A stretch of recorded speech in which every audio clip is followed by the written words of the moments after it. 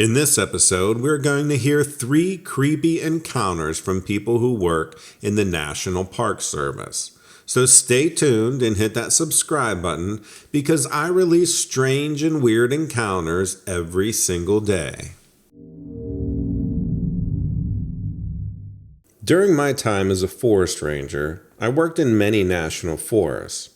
And one time I was working near Lincoln County in Maine that I had 2 experiences that permanently changed the way I look at those forests from that point on. I was out on an overcast day at the start of fall. This was back in 2016, and I was doing some biological survey work pretty deep into the woods. I had walked in from a road that was maybe 20 minutes into the forest when I came across this house in a clearing right in the middle of some pretty thick woods. There didn't seem to be any trail or driveway leading up to it. It was just there by itself, an old-fashioned wood cottage, not very big with a little shed out back. I pulled out the map that I had with me because I hadn't remembered seeing any properties listed in this area when I was looking at it beforehand. There wasn't much cell reception that deep into the woods, but my GPS receiver told me I was roughly where I thought I was. And looking at the map again, there definitely wasn't supposed to be a house there. It looked old and abandoned, but I could see that it still had a front door which was open.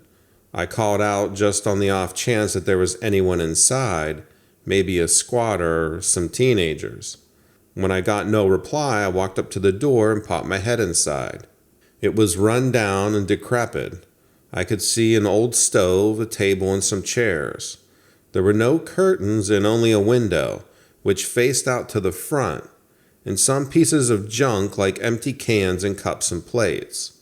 I thought maybe it was some seasonal lodge for a hunter in the area, but it looked like it hadn't been visited in a very long time.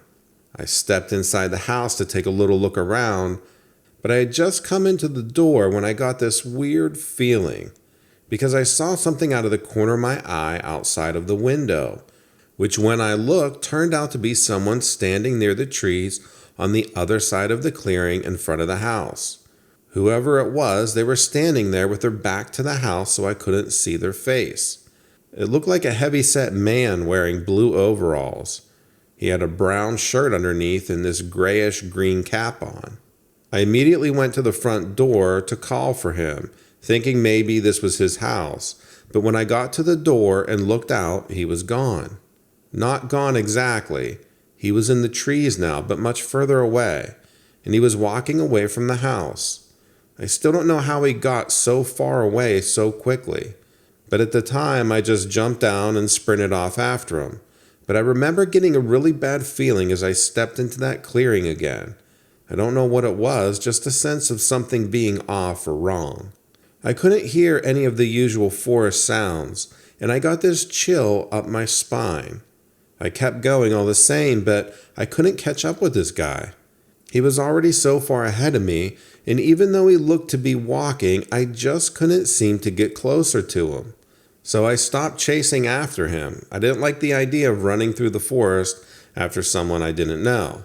I could see the man in the distance still walking, but I wasn't going to chase him anymore.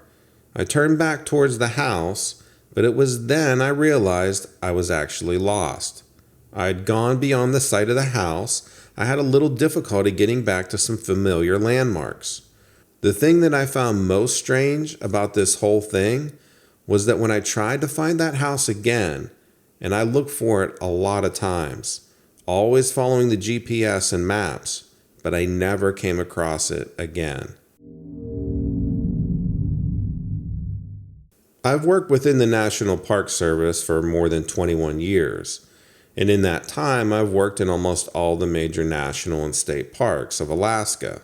I can remember a handful of weird happenings from nearly all of them, but it was when I was working at Wrangell St. Elias 13 years ago now that I saw something that I still think about quite often. I was driving back from Rufus Creek campsite, trying to get back to the ranger station before it got dark. But it was a while since I'd been up that way, and I was also enjoying some of the mountain views from the road. It was when I was driving through a part that has forest on both sides, and then comes out on top of a hill where you can see for miles into a wooded valley below. And I caught sight of this black dot going across the hills, but heading in my general direction. I had a clear view, and I kept an eye on it for about a half a mile, and then decided to pull the car over and take a look with the binoculars. I lost sight of it behind a hill momentarily, but when it crested the hill and came down on the other side, I looked and saw what appeared to my eyes to be this giant black dog, very hairy at the neck and shoulders. It was running very fast through the wooded hills. It seemed to be heading towards a creek that I knew was about 2 miles back the way I had came. The road crossed over a part of it, giving a good view of the entire creek. I knew I was going to lose sight of that dog thing soon, so I watched it as long as I could, and then I jumped back in my car. I drove faster than I probably should have, but there was no one else on the road that day, and I've never seen anything like this before. I had to get another look at it.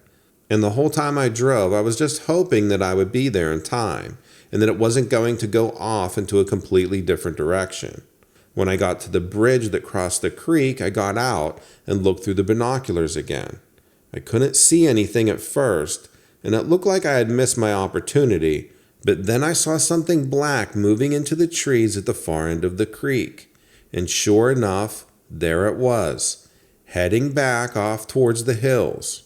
I had a much better view of it this time, and to be honest, I was a little bit scared by what I could see.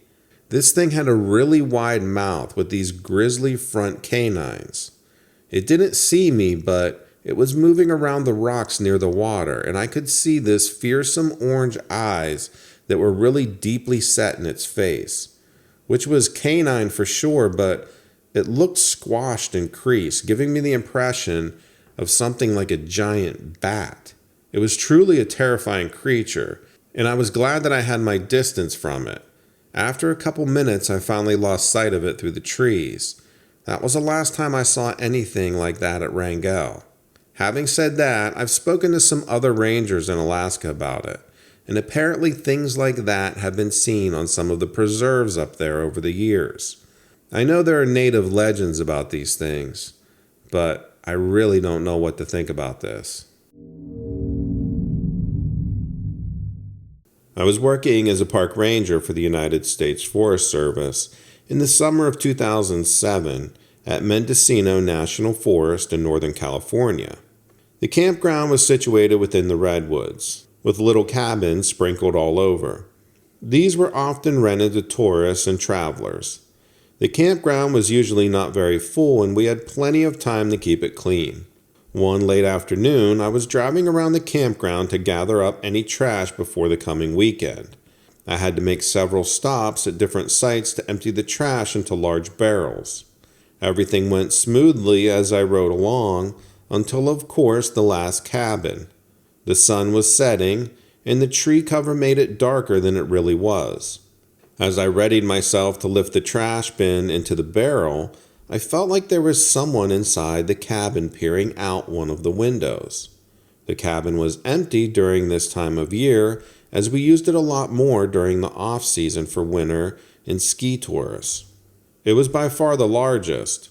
I squinted at the window while placing the garbage back on the ground. I was stunned to see this person, an older gentleman, turning his head back and forth as if he were looking around for something outside of the cabin.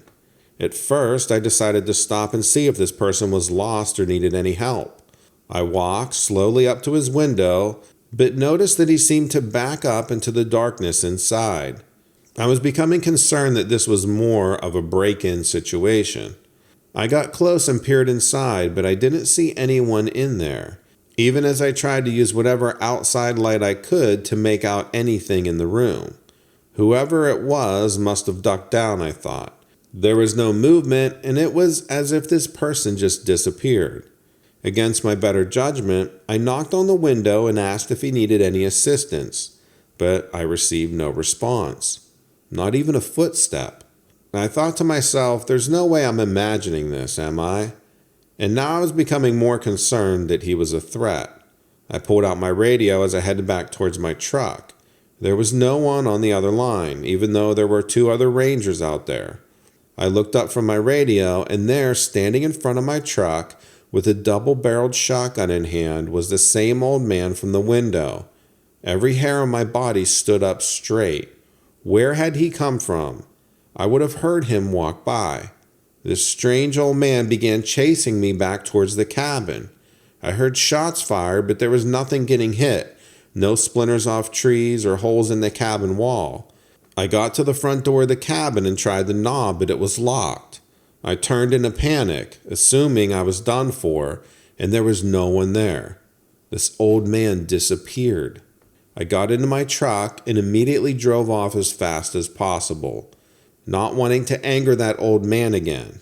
My supervisor later told me about an old hermit that used to live in the cabin years ago, back before we even built our campground and restored all the original buildings. He said that people believed that if you happened to disturb this hermit unexpectedly, you would be stuck with 7 years of bad luck.